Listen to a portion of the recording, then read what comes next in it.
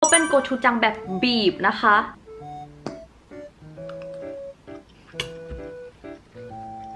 แล้วเขาก็จะช่วยทำให้แบบว้ายมันจะไม่เจ็บใช่ไหม เราจะไม่หลังแพ้ โล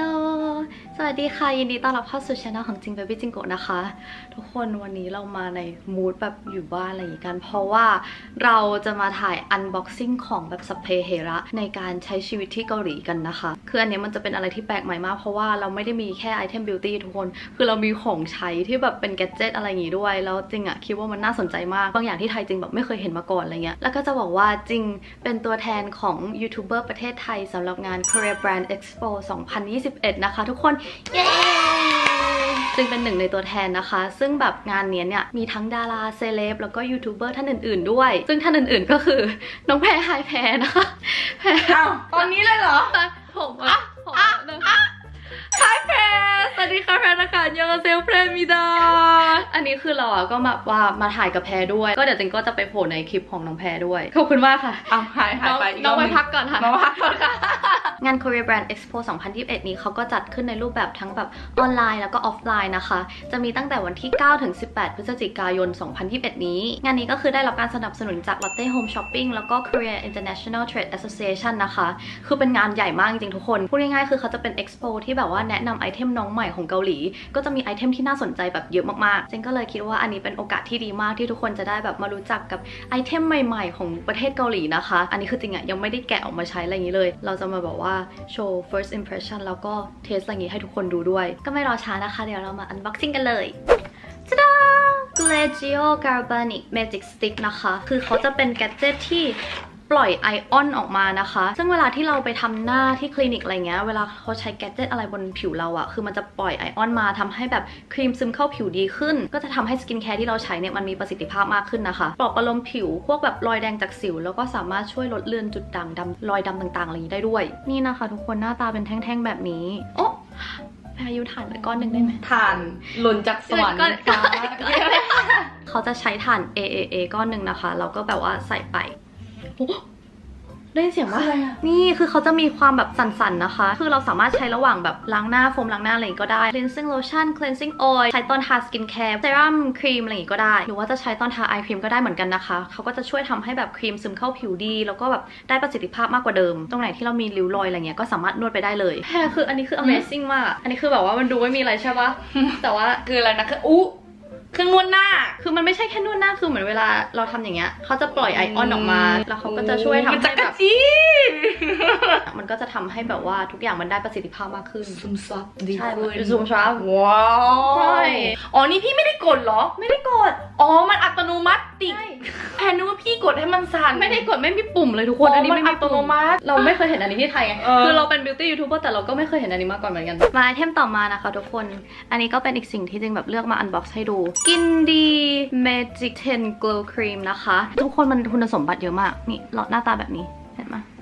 เขาเขียนว่าเป็นทั้ง Glow Brightening Tone Up Tone Control Makeup Base Skin Base Primer Fixing Hydration 48 Hours ซึ่งอันนี้เนี่ยที่จริงดูมาคือเขาจะมีส่วนผสมเป็นแบบ Berry Complex Hyaluronic Acid Moisturizer Ceramide อะไรอย่างนี้นะคะคือจะเป็นแบบสารบำรุงผิวนี่นะคะคือเขาจะเป็น2เนื้อเนาะผสมเข้าด้วยกันแล้วก็ทาลงบนผิวมันเหมือนเป็นครีมบำรุงที่เป็น tinted อะนี่นะคะทุกคนคือให้ผิวแบบglow วาวมากสิ่งที่จริงคิดว่าน่าสนใจก็คือเขามีบำรุงเนาะอย่าง hyaluronic acid อะไรเงี้ยคือเขาให้ความชุ่มชื้นแล้วก็มีเซรามายอย่างเซรามายเงี้ยก็คือทำให้ skin barrier เราแข็งแรงนอกจากจะให้ผิว glow สวยแล้วก็มีตัวแบบโทนอัพนิดนึงแล้วอะไรเงี้ยก็คือบำรุงผิวด้วยก็เป็นอีกไอเทมที่คิดว่าดูโอเคนะแบบหลายฟังก์ชันมาถึงไอเทมที่3นะคะทุกคนอันนี้คือเขาเป็น sunscreen อันนี้คือ Jaya Fine Sun CC นะคะ SPF 50 บวก PA บ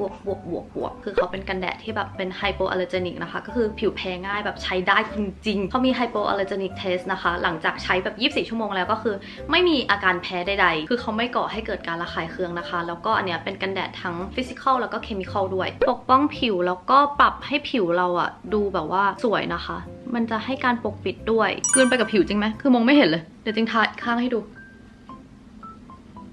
นี่นะคือเขาก็จะมีความแบบเนียนๆด้วยเป็นการปกปิดที่แบบทาสำหรับ everyday ได้อะตัวนี้พอทาไปบนหน้าคือเขาช่วยพรางรูขุมขนได้นะคะจะเห็นได้เลยว่าคือผิวมันดูเนียนกริบสีเขาก็คือดูกลืนไปกับผิวนะคะไม่ได้ดูแบบขาววอกให้การปกปิดที่ดูเป็นธรรมชาติมากๆเหมือนเขาเป็นสีเนื้อนิดนึงฉะนั้นทาไปอะผิวมันก็เลยไม่ได้ดูเป็นขาวชมพูที่แบบไม่เข้ากับสีผิวขาวเหลืองคนไทยอะเข้าใจใช่ไหมต่อมานะคะอันนี้ก็เป็นอีกไอเทมที่จริงคิดว่ามันน่าสนใจมากเพราะอะไรรู้ไหมเพราะว่าเขาคือแชมพูวาซาบินะคะอันนี้ชื่อว่า Scarf Hair Wasabi Shampoo นะคะขนาด380 ml ขวดใหญ่มากตอนที่จริงอ่านอันเนี้ยคือเขาเขียนว่าเขาได้รางวัล Best Product ที่ Cannes Film Festival ตัวนี้เขาจะเป็นแชมพูวาซาบิที่แบบช่วยดูแลหนังศีรษะโดยเฉพาะนะคะจะมีส่วนผสมจากธรรมชาติแบบ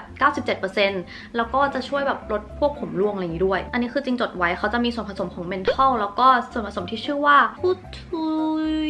เนี่ยจริงไม่รู้ว่าอ่านว่าอะไรนะคะแต่ว่าอันนี้เนี่ยช่วยลดความร้อนแล้วก็ปลอบประโลมหนังศีรษะเราใช่แล้วก็จะทำให้หนังศีรษะเราแข็งแรงลดพวกรังแคแล้วก็สิ่งสกปรกบนหนังศีรษะของเราแล้วเขาก็มีส่วนผสมของมิ้นท์อะไรอย่างนี้ด้วยเวลาสระอย่างเงี้ยก็จะทำให้เรารู้สึกแบบเย็นสบายโอ้แค่นี้คือแชมพูวาซาบิกลิ่นแบบเหมือนเมนทอลเลยอะมิ้นท์หน่อยมันเย็นมากเลยแพรคืออยากให้แพรเทสความเย็นและแพรกินเผ็ดไม่เก่งไม่เกี่ยวกินวาซาบิไม่เก่งไม่เกี่ยวเย็นปะอุ๊ยนี่มันเย็นเพราะมันกล่องมันอยู่อากาศเย็นข้างนอกนานหรือเปล่าพี่ไม่ใช่อันนี้คือเขาแบบว่ามีเมนทอลอะไรอย่างเงี้ยอ๋อกลิ่นมันซื้อเข้าไปเหมือนกลิ่นมิ้นท์เย็นหนังศีรษะใช่เหมาะกับอากาศร้อนบ้านเราแพรอยู่อันนี้ก็ดีเพราะว่าอีกไอเทมหนึ่งที่เราแบบว่าคืออะไรคะอยากให้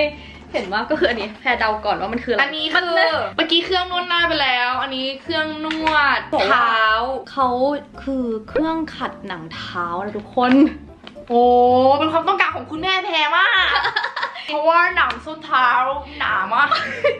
เครื่องนี้เขาชื่อว่า Cordless Electric Callus Remover นะคะอันนี้คือเขาบอกว่าจะช่วยกำจัดเซลล์ผิวหนังที่ตายแล้วบนเท้าเรา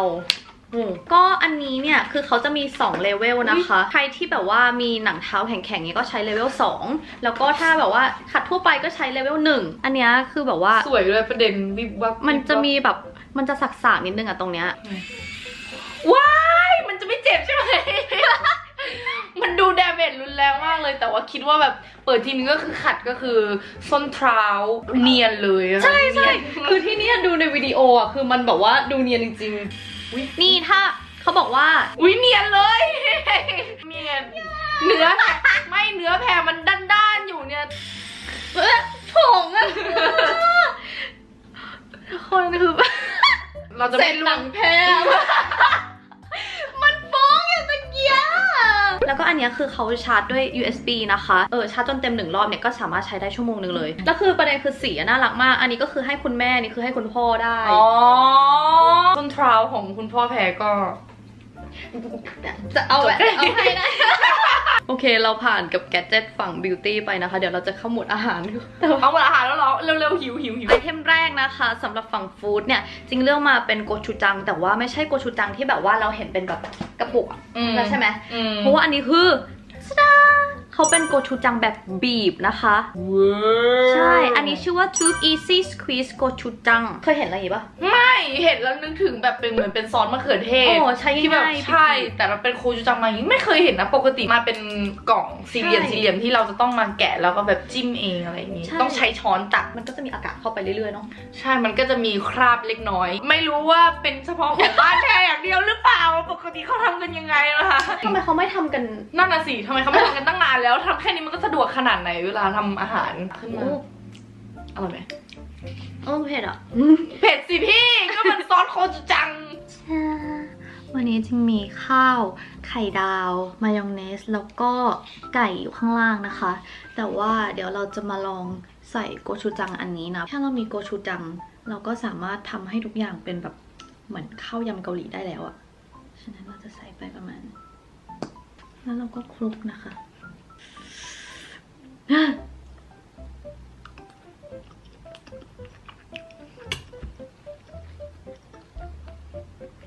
ทุกคนมันอร่อยมากพูดจริงๆ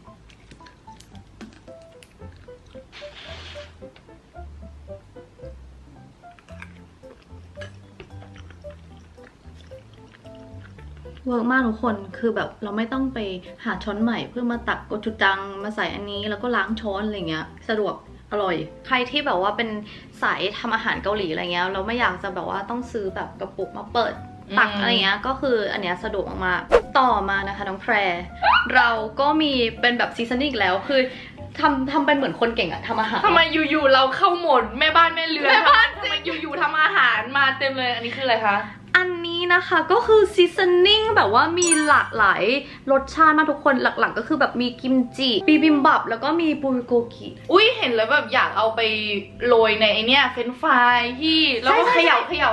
กิน ใช่ซึ่งปกติที่เรากินอันนั้นนะบางทีกินไปนานๆก็คือคอแห้งเพราะว่าเป็นผงชูรสอะไรใช่ปะแต่ว่าอันนี้ไม่มีผงชูรสนะคะ no MSG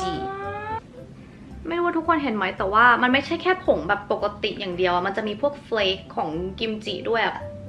เป็นยังไง ไม่กล้าสูดแรงเดี๋ยวผมมันเข้าไปในจมูก นอกจากเราจะโรยแบบว่ามันฝรั่งอะไรเงี้ยใช่ปะจะโรยพิซซ่าแฮมเบอร์เกอร์โรยพาสต้าซูชิสลัดอะไรอย่างงี้ก็ได้เผื่อแบบไดเอทเนี่ยออนไดเอทแต่ว่าอยากจะแบบมีรสชาตินิดนึง เล็กน้อย เราก็โรยแบบนี้ได้นะคะ 0 แคลนี่ไงเขียน0ตัวตรงๆเลยเนี่ย 0 แคลนะคะ ว้าว แล้วก็แบบไปปรุงรสชาติได้อย่างแรกขอลองเป็นอ่ะถ้าเราอยากให้มันเป็นข้าวยำเราก็ต้องใส่ผงบิบิมบับเนาะผงบิบิมบับ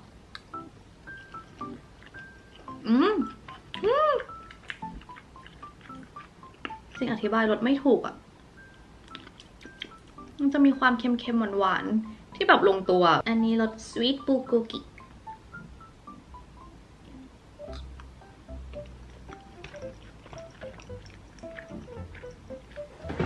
อันนี้คือมันจะมีกลิ่นแบบเหมือนกลิ่นเวลาเรากินเนื้อใช่ปะแต่ว่ามันจะมีความหวานๆหน่อยมาสุดท้ายเดี๋ยวเราลองกิมจิกัน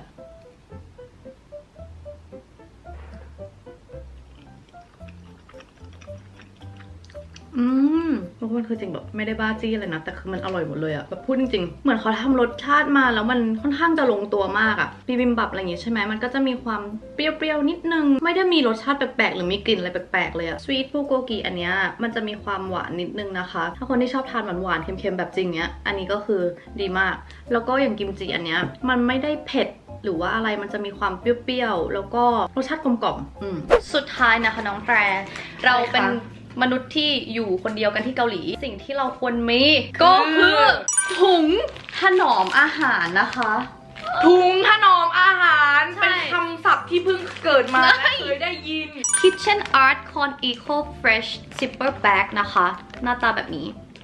ปกติเวลาเราซื้อของส่วนมากสมมติว่าแพรอยากกินผลไม้ใช่ปะแล้วแพรซื้อมาแล้วแพรก็แบบเอาใส่แค่ตู้เย็นปกติอย่างเงี้ยบางทีมันจะเสียเร็วกว่าปกติที่ดูรีวิวเขามาสมมติว่าเราใส่พวกอาหารสดเนื้อสัตว์ผักผลไม้อะไรอย่างงี้ไปอ่ะเขาจะทำให้อาหารอะแบบว่าอยู่ได้นานขึ้นก็คือเป็นถุงที่ถนอมอาหารเขาจะมีสิ่งที่เรียกว่ามีสารซีลไลท์นะคะซึ่งอันนี้เนี่ยมันจะไปช่วยแบบว่าขออนุญาตอ่านโพยนิดนึงเพราะว่ามันเป็นศัพท์วิทยาศาสตร์ดูดซับก๊าซเอทิลีนนะคะคือก๊าซเอทิลีนเนี่ยมันจะเป็นสิ่งที่ทำให้พวกผักผลไม้เราแบบเสียเร็วใช่อันนี้เนี่ยเขาจะไปช่วยดูดซับสารนั้นแล้วก็ทำให้อาหารเราอะคงความสดได้นานขึ้นสดมากไม่สดดูนี่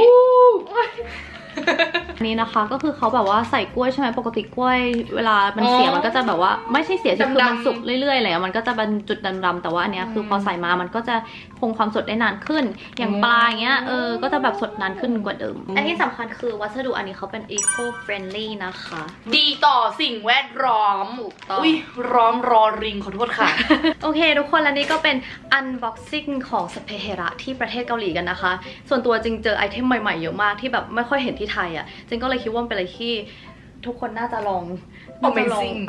ใช้แบบไปลองช็อปดูถ้าใครคิดว่าเฮ้ยเราต้องแบบพรีออเดอร์อะไรเงี้ยคือไม่ต้องนะคะเดี๋ยวจริงจะแบบว่าใส่ลิงก์ไว้ให้ใต้คลิปเลยถ้าใครสนใจตัวไหนก็สามารถช็อปได้ที่ 2021 Korea Brand Expo in Thailand ยังไงก็ลองเข้าไปใต้คลิปได้เลยนะคะแล้วก็ที่สำคัญคือจริงอ่ะมีน้องแพรอยู่ในคลิปนี้แล้วจริงก็จะไปอยู่ในคลิปน้องแพรด้วยฉะนั้นก็เว็บมาได้ถ้าใจต้องการเพราะว่าของไอเทมของเรากับของแพรคือไม่เหมือนคนละโลกเลยทุกคน เดี๋ยวเรา2 คนขอตัวลาไปก่อนไว้เจอกันคลิปหน้าค่ะบ๊ายบาย